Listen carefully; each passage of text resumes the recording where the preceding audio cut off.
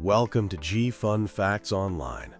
Today, we're taking a journey into the heart of the world's most prestigious museums, but we're looking past the polished glass and hushed galleries to confront a deeply unsettling question: who truly owns the past? The global movement to return ancient artifacts to their countries of origin, a process known as repatriation, has ignited a fierce geopolitical firestorm. This isn't just about moving objects from one building to another. It's a profound negotiation of power, a reclamation of memory, and a quest for justice in a post-colonial world. To understand why this is such a charged issue, we have to start with how these grand museum collections were built.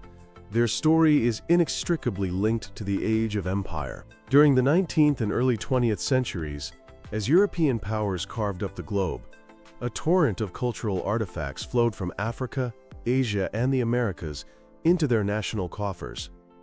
This was rarely a gentle acquisition.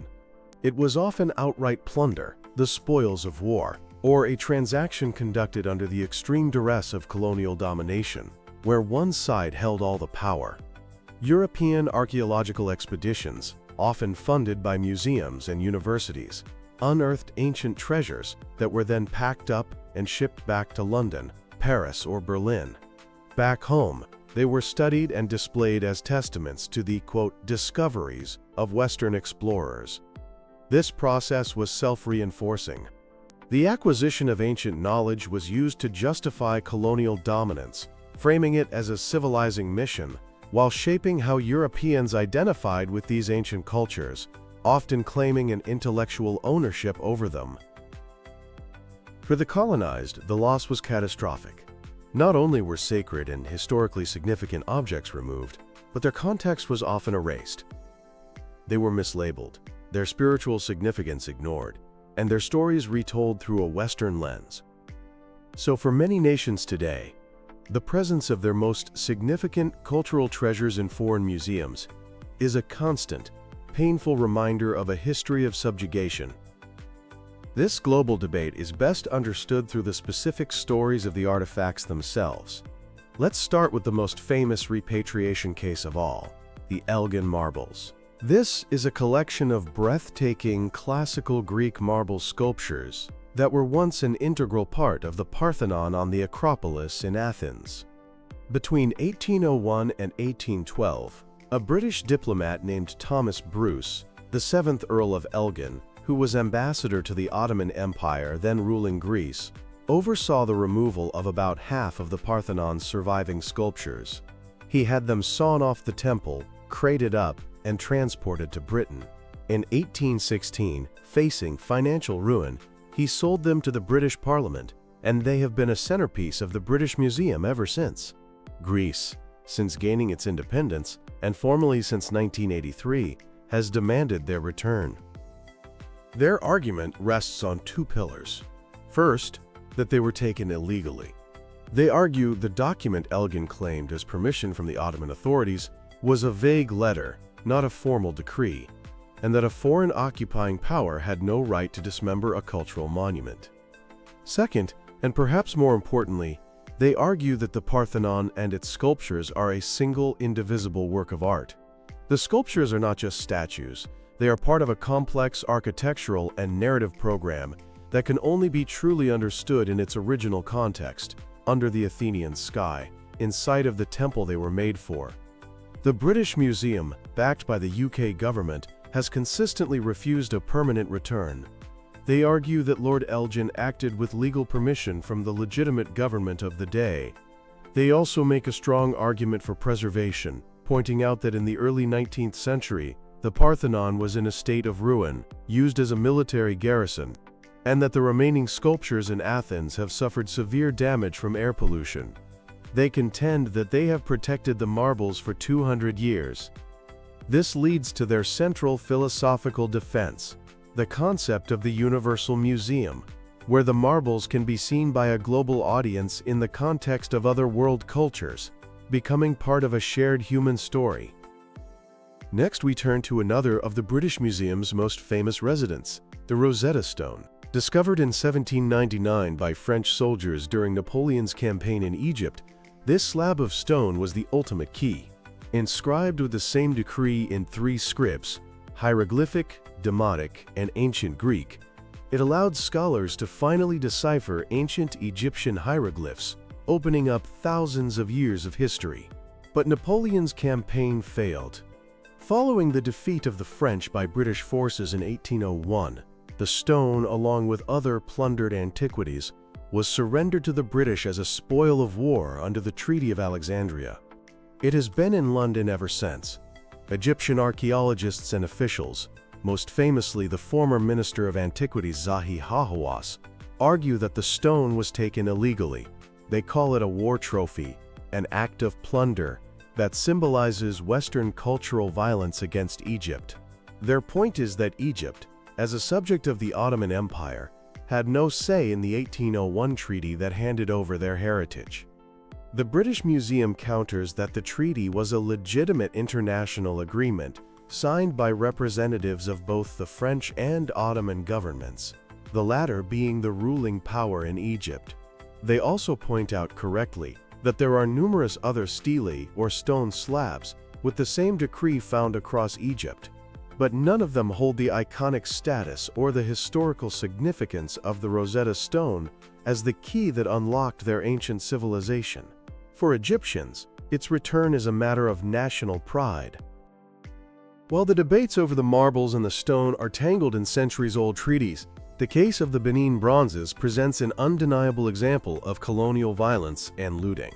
The Kingdom of Benin, in what is now Nigeria, was a highly sophisticated society, renowned for its intricate brass and ivory sculptures and plaques.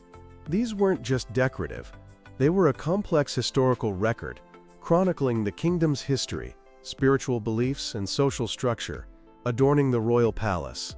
In 1897, alleging the killing of a British delegation, British forces launched a brutal punitive expedition.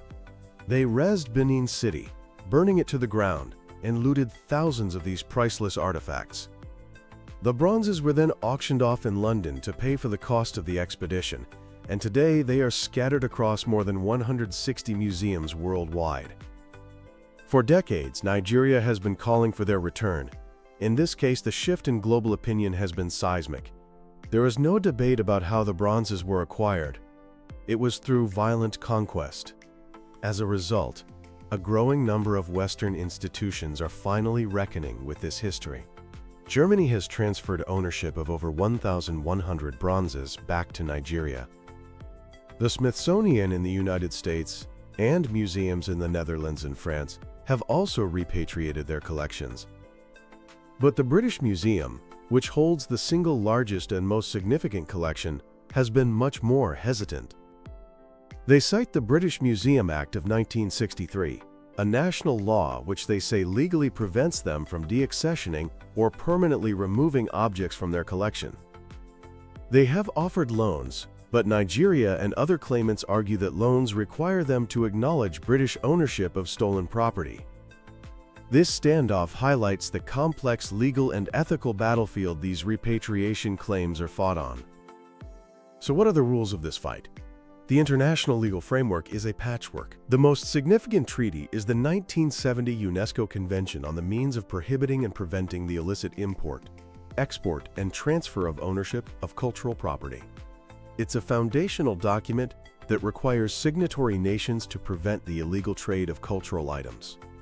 But its great weakness is that it is not retroactive. It doesn't apply to anything that happened before 1970. This was a political compromise to avoid completely upending the collections of every major museum in the world. But it means that most colonial-era acquisitions, like the Elgin Marbles, Rosetta Stone, and Benin Bronzes, are not covered. To address some of these gaps, the 1995 UNIDROIT Convention was created. It's a private law treaty which states that the possessor of a stolen cultural object must return it, and crucially, it places the burden of due diligence on the buyer to prove they acquired an item legitimately. However, far fewer states have ratified UNIDROIT, and many major art market countries are conspicuously absent. Given these international limitations, national laws have sometimes proven more effective. A prime example is the United States Native American Graves Protection and Repatriation Act of 1990, or NAGPRA. This landmark law requires federal agencies and institutions receiving federal funds to return Native American human remains, funerary objects, and items of cultural patrimony to lineal descendants and culturally affiliated tribes. NAGPRA has been transformative, facilitating the return of thousands of ancestors and sacred items, and fostering a difficult but necessary dialogue between museums and Indigenous communities. Similarly, Australia has a robust Indigenous repatriation program to bring Aboriginal and Torres Strait Islander ancestral remains and secret sacred objects home from museums worldwide, recognizing it as a crucial step toward healing and reconciliation. This brings us to the core philosophical divide: the Universal Museum versus cultural sovereignty. Proponents of the Universal Museum, like former British Museum Director Neil MacGregor, argue that these encyclopedic collections, showcasing artifacts from around the world side by side, foster a unique form of cross-cultural understanding. They contend these objects are part of a shared human heritage that transcends national borders, and that these large, well-resourced institutions are best placed to preserve and display them for a global audience. Critics, however, argue that the Universal Museum is a neo-colonial construct. They see it as a high-minded justification for retaining looted artifacts. They ask, how can heritage be shared when it was taken by force? They argue this model perpetuates the power imbalances of the past, presenting non-Western cultures through a Western lens, stripped of their original context and meaning. For these critics, the right of a nation or community to its own cultural heritage, its cultural sovereignty, is paramount and trumps the claims of any self-proclaimed universal institution. Despite these entrenched positions, the ground is undeniably shifting. There is a growing momentum towards repatriation, driven by public awareness, diplomatic pressure, and a new generation of museum curators and directors more willing to confront their institutions' colonial histories. We are seeing more successful restitution agreements that offer a model for the future. A powerful example is the resolution of the dispute between Yale University and Peru over artifacts from Machu Picchu. After a lengthy legal and public battle, the two parties reached an agreement in 2010. Yale returned all the artifacts and, importantly, they partnered to establish a joint research center and museum in Cusco. This turned a conflict into a collaboration. Technology is also creating new possibilities and new controversies through what's called digital repatriation. This refers to the creation of high-quality digital surrogates, like precise 3D scans, detailed photographs, and audio recordings, which can be made available to their communities of origin. This can be a powerful tool, allowing researchers to study tool marks on a pot from thousands of miles away, or for a community to use the image of a sacred mask in cultural education. However, digital repatriation is complex. Some critics argue it can be used as a stalling tactic or a substitute, allowing museums to avoid physical repatriation while maintaining a form of digital colonialism where they still control the original object and the data associated with it. The emerging consensus is that it must be a complement to, not a replacement for, the physical return of artifacts, and must be done in genuine partnership with source communities. To conclude, the geopolitics of cultural heritage is a messy, complex, and deeply emotional issue woven into the fabric of history, identity, and power. There are no simple answers. Each claim carries its own unique history and cultural weight, yet the conversation is undeniably moving in a new direction. The old arguments for retaining artifacts acquired during the colonial era are facing greater scrutiny than ever before, and the moral and ethical imperative to return cultural property is gaining ground. The path forward will likely involve a combination of legal frameworks, intense diplomatic negotiations, and a genuine commitment to collaborative partnerships between museums and the communities from which these treasures came. It will require a willingness to confront uncomfortable truths about the past and to imagine a future where cultural heritage is not a source of conflict, but a bridge to understanding and mutual respect. The objects in our museums are not just inert relics. They are living links to the past, and for many, the journey home is a crucial step towards reclaiming their history and defining their future. Thank you for tuning in to G Fun Facts Online.